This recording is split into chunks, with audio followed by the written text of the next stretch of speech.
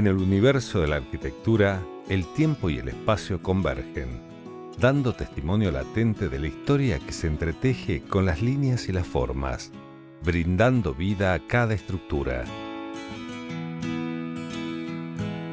Es una invitación a reflexionar sobre nuestra propia contribución a la narrativa del mundo y en las formas de expresión, una manera de inscribir nuestra presencia en la trama que nos hace protagonistas.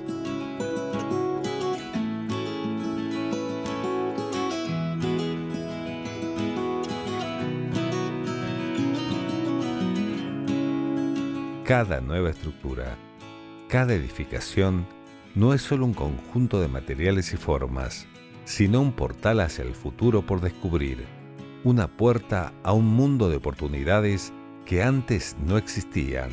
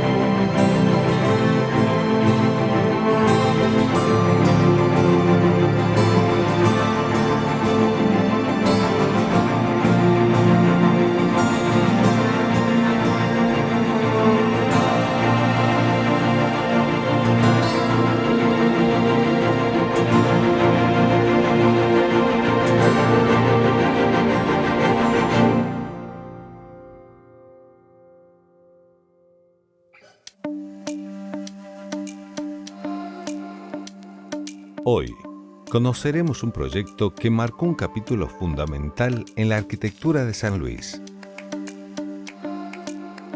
Terrazas del Portezuelo. Desde los primeros trazos en el papel, este lugar estaba llamado a ser parte de la historia grande, para escribir una nueva página, para convertirse en un emblema, una obra que habla a través del tiempo y que no solo es parte de la historia, sino que la está creando activamente en cada uno de sus rincones. Ariel, ¿me puedes contar un poquito de cómo se gestó este proyecto de terrazas? La idea fue descentralizar el edificio administrativo de la provincia de San Luis. Está ubicado en el centro de la ciudad y se elige este lugar que tiene una accesibilidad privilegiada porque tenemos a un costado la ruta 7, la autopista que va a Mendoza, que conecta con Córdoba, con Buenos Aires, y por otro lado también tiene comunicación directa con la circunvalación de la ciudad de San Luis. Entonces eso facilita un montón el funcionamiento a nivel urbano y a nivel provincial. ¿Cómo estaría distribuida Terrazas? Porque cuando uno viene y no la conoce, es como que es una gran ciudad que te perdés en bloques y demás. ¿Cómo está distribuido? Con respecto a lo que es todo el edificio, se compone de lo que ya todos hemos visto como una especie de pirámide fragmentada, donde está el Poder Ejecutivo, y diferentes bloques, que son 4, donde están los ministerios, que están en la parte de abajo y que siguen esa forma así piramidal que acompaña la topografía. Está ubicado así en formas de terrazas. El edificio además se complementa con la torre del hito del Bicentenario, que es una torre de 125 metros de altura, la obra arquitectónica más alta que tenemos acá en la provincia. Últimamente se agregó a todo este conjunto arquitectónico el Salón de la Puntanidad, que está justo al costado de lo que es el dique Chico, y tiene unas vistas privilegiadas hacia la topografía y hacia las sierras de San Luis. La intención del diseñador, que fue el arquitecto Esteban Bondone, fue hacer un edificio que se convirtiera en un hito arquitectónico. Entonces está implantado en la topografía puntana, está en las sierras, pero no intenta mimetizarse con el entorno, sino que convive con la flora y la fauna autóctona y el terreno. Pero bueno, la intención es destacarse, o sea, porque es un edificio público, el edificio público más importante que tenemos acá en la ciudad. ¿De qué material están hechos? Hay 4 bloques que son de hormigón prefabricado, que es donde se ubican los ministerios, y el edificio principal, el piramidal, es un edificio vidriado con un techo de acero Corten. El acero Corten es un producto importado que tiene ese color rojizo oxidado porque el acero se va oxidando. Es una oxidación controlada, obviamente, claro. Tiene un tratamiento especial y a través de los años también va variando la coloración y no se deteriora. Y por otro lado, funcionalmente, cada edificio de cada ministerio está armado con plantas libres. ¿Qué sería una planta libre? Eso te iba a preguntar. Ese espacio que no está subdividido por tabiques, por muros, tiene solamente las columnas y las losas. Y hay muros nada más que en los espacios que son absolutamente necesarios, como puede ser un baño o una escalera. ¿Esto qué permite? Al tener la planta liberada de elementos arquitectónicos donde solamente hay columnas, permite que sea flexible. Y la funcionalidad se va adaptando a los requerimientos a través del paso de los años. Tiene que ver justamente con la actualidad de lo arquitectónico, ¿no? Con esta cosa de la mutación permanente del espacio, ¿no? El contexto, la tecnología, toda la vida nuestra es muy dinámica y cada vez a pasos más acelerados. Y la arquitectura debe acompañar eso, debe dar respuestas a esos cambios que hay. Entonces una forma es hacer en muchos edificios públicos, incluso hospitales o escuelas, se plantea el diseño a través de una planta libre que permite una gran versatilidad y ir adaptándolo de acuerdo a los requerimientos que se van presentando.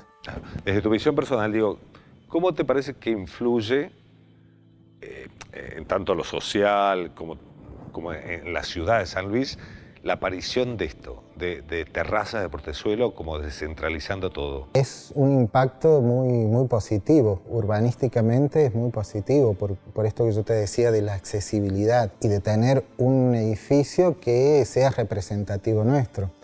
Cuando pasan los turistas o las personas que transitan por la autopista, lo primero que ven de nuestra ciudad, la primera impresión son estos edificios públicos, primero terrazas de portezuelo, después la terminal, ahora el hospital, y un poco nos muestra un poco cómo somos, pero no solo eso por una cuestión estética, sino porque han resuelto problemas urbanísticos, ¿no?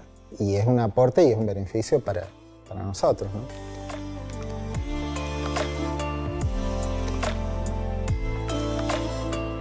En la cima de un pequeño cerro, en el seno de terrazas del portezuelo, yace el mirador Hito del Bicentenario. Una estructura audaz, un testimonio de vanguardia que se eleva majestuosa hasta alcanzar los 130 metros de altura. Desde su atalaya se despliega un mirador que abraza la ciudad de San Luis y sus alrededores. Una sinfonía visual que nos invita a contemplar el legado que la tierra guarda en su regazo.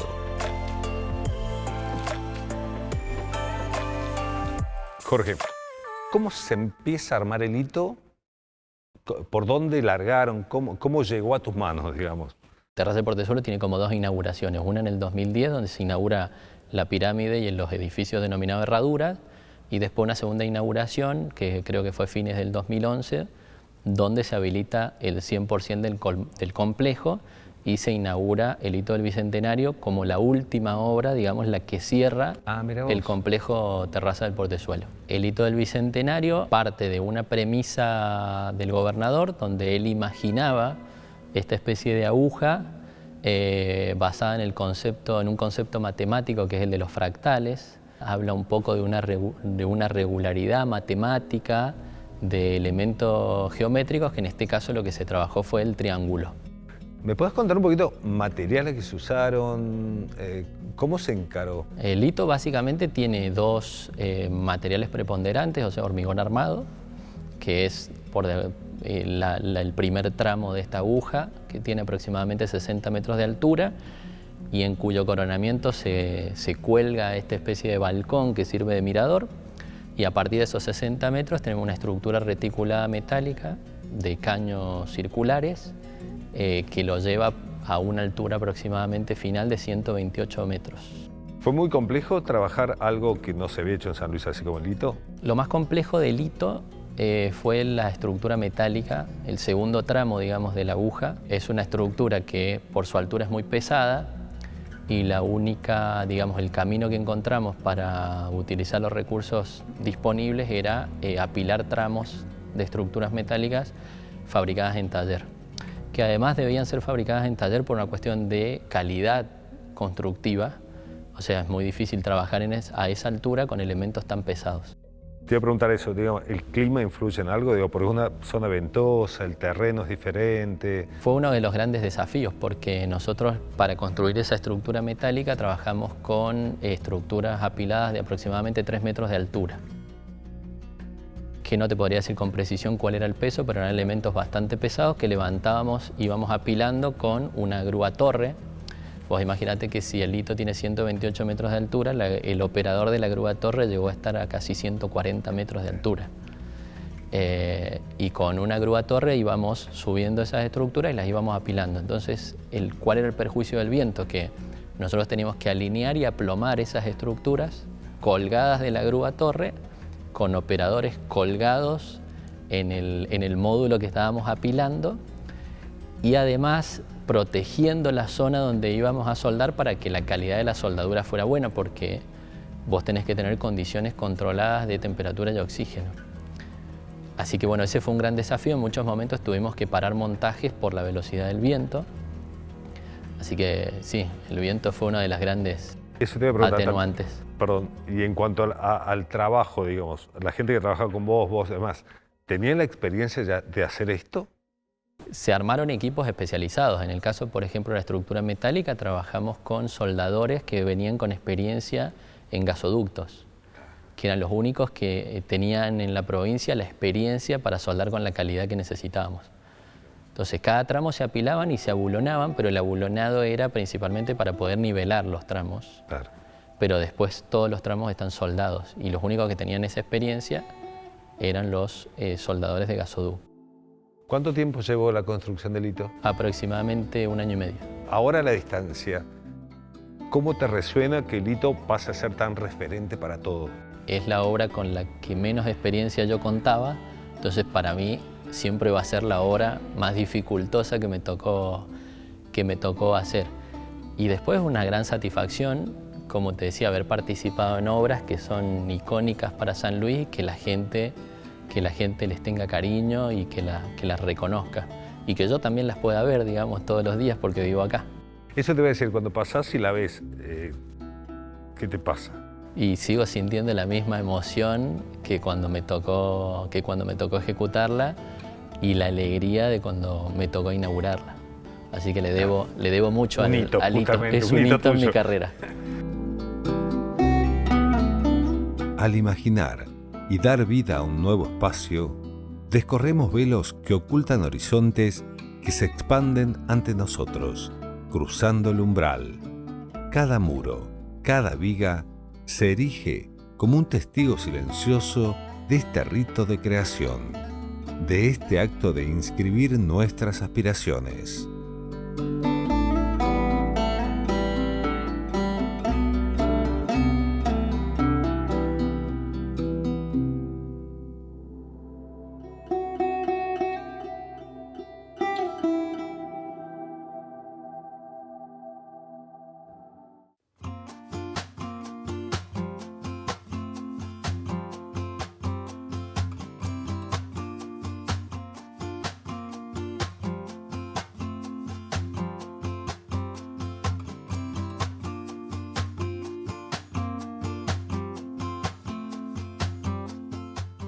En Terrazas del Portezuelo, la fusión de arte y arquitectura se convierte en un diálogo etéreo. La escultura y la estructura se entrelazan armoniosamente, dando lugar a un todo que va más allá de sus partes individuales. La escultura no es una mera adición, sino el latido mismo del alma de esta obra maestra arquitectónica. Cada curva, cada ángulo, cada textura son notas en un concierto visual, creando un paisaje que respira, que pulsa, que vive. Agustina, hay una obra tuya acá en Terraza del Portezuelo. Tengo una obra en la entrada del Salón de la Puntaneidad que se llama Hijas del Viento.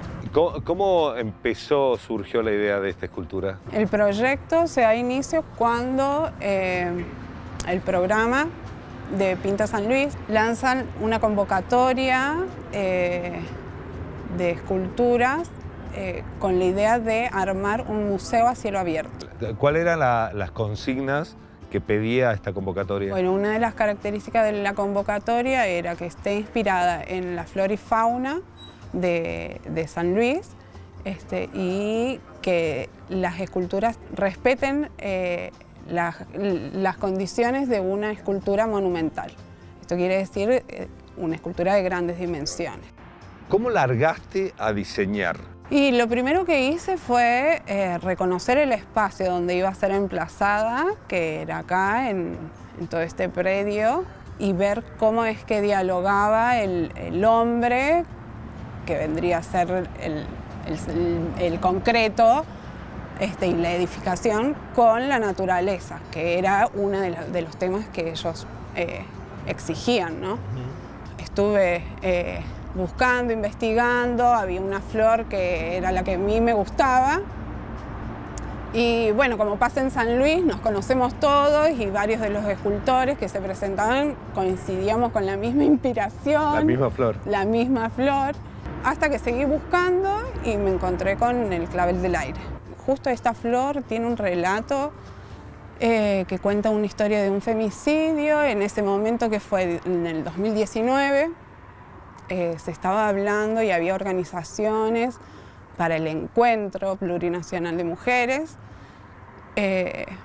Además de que soy mujer, me sentí como atravesada por la historia. Me parecía que era un momento propicio para hablar de esto, ¿no? Al final de cuentas, siempre el arte termina siendo ahí como del momento, ¿no? Es hija del tiempo. Así que bueno, dije, nada, esta es la inspiración. Suena como que la inspiración te buscó a vos y no vos a ella, porque era una flor, cambiaste a otra y te trajo un montón de información y data que te sirvió a vos personalmente. Digamos. Sí. Es la lucha, ¿no? El resurgimiento, el renacer de esa nativa que matan en la leyenda, que surge en la flor. Bueno, acá, o sea, la flor sería la lucha, ¿no? ¿Cuánto tiempo proceso de construcción de la escultura tuviste? Una vez que estuvimos en el taller, fueron 3 meses. 3 meses sobre la escultura. Sí. Y día y tarde, o sea, todo el día tocaba esto. Sí. Una vez que te distancias, que dejás ahí, digamos, no reflexionás sobre lo que dejaste ahí, que lo va a ver mucha gente, que pasa a ser un punto por ahí de encuentro. De hecho, estamos charlando en base a esa escultura que hiciste algún día. ¿De esa cabeza salió eso? Y yo pienso que con las esculturas monumentales se genera algo que es el arte público, y el arte público en sí le pertenece al otro, ¿no? O sea, empieza a tener como un sentido cívico, donde ya no habla del todo del artista, sino de esto, de la cultura, de la sociedad y de ellos, de ese otro que va a ir, va a transitarlo. A mí me encanta eso y me desligo total. Ahí es la parte donde es una caricia para mí.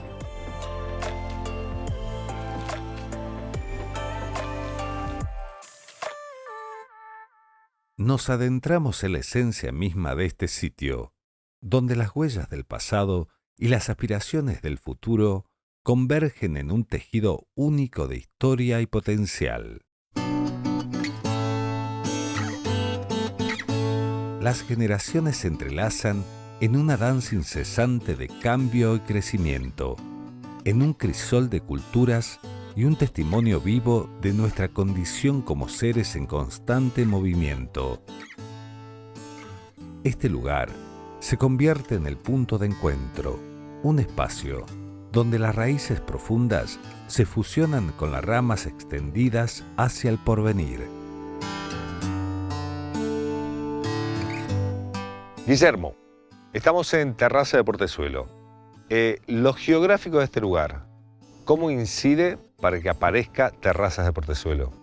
Hay que plantear este tema de la ubicación de los sitios en relación a lo que se conoce en geografía como la influencia humana en el sustrato. Y esas influencias pueden ser variadas, que se pueden conjugar, ocultar o compartir. Y en este caso se puede hablar de dos influencias, una influencia simbólica y una influencia que se le conoce como tránsito. Y esto es fundamental porque San Luis nace como ciudad precisamente en función al tránsito. Hay que tener en cuenta que el espacio americano era un espacio desconocido y que tenía determinadas condiciones geográficas naturales que el hombre utiliza a favor o que impiden la relación de la vinculación del hombre con el espacio. En este caso, las sierras centrales de San Luis, que son las que están como expresión más austral a espalda nuestro, representaba un obstáculo para el tránsito entre el océano Atlántico y el océano Pacífico. Y cuando los españoles a fines del siglo XVI inician ese tránsito, ven que no pueden pasar por las sierras, entonces buscan una alternativa para el paso. Es fundamental entonces ubicar este lugar dentro de un amplio contexto americano y la única forma de transitar, de realizar el paso por la sierra era justamente por este lugar, que es conocido precisamente como la punta de la sierra, lo cual indica que era el único lugar por donde se podía pasar. Es por ello que esta margen no, porque esta margen no estaba habitada, sino la margen izquierda del río Chorrillo era el más apto para la ubicación de la ciudad. Pero hay que tener en cuenta que el camino nace antes que la ciudad. El tránsito comienza a partir del año 1583, cuando Alonso de Sotomayor, que es un gobernador de Chile, que recién fundada Buenos Aires, hace la travesía del Atlántico, se baja en el río de la Plata y con una enorme tropa de soldados y de carretas transita por el paso del sur de la sierra central en las Sierras Pampeanas, por donde hoy estaría San Luis, en su camino hacia Chile, pasa por Mendoza y llega a Santiago, donde asume como gobernador de Chile. Es decir, el camino fue anterior a la fundación de la ciudad. Ah, claro.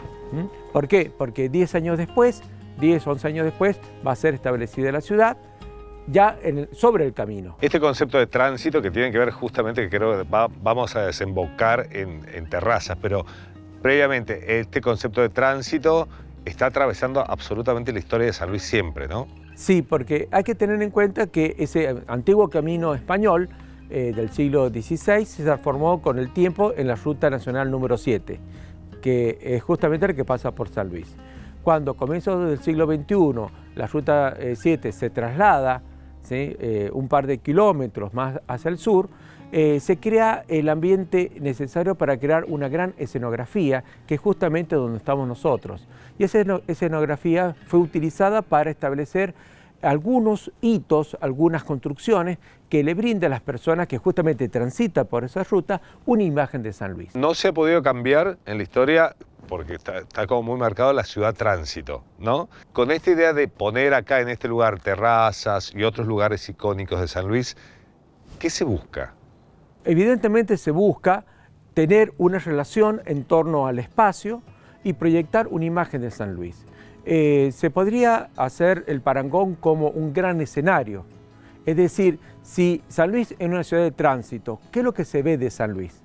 Y aquí lo que estamos mostrando es una visión, ¿sí?, una imagen de San Luis no para los puntanos que viven en San Luis, sino para las personas que transitan la nueva traza de la Ruta 7, donde San Luis proyecta una imagen impactante, imponente, moderna.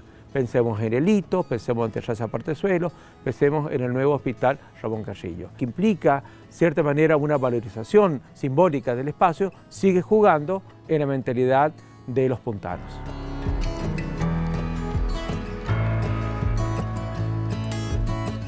Así como el río es el cauce de la historia, este lugar emerge como una estela en la corriente del tiempo, siendo un eco de susurros ancestrales y un preludio de las voces venideras, un nexo entre generaciones, un puente entre culturas, un abrazo.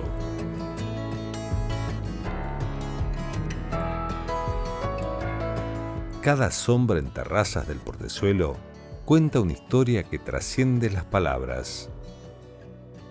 Es un capítulo que se escribe con cada paso, con cada mirada, con cada sueño. Llevar adelante el legado de quienes nos precedieron y forjar el camino para aquellos que nos seguirán es una responsabilidad, un privilegio en donde la vida nos invita a volar y donde solo es cuestión de dejarse llevar.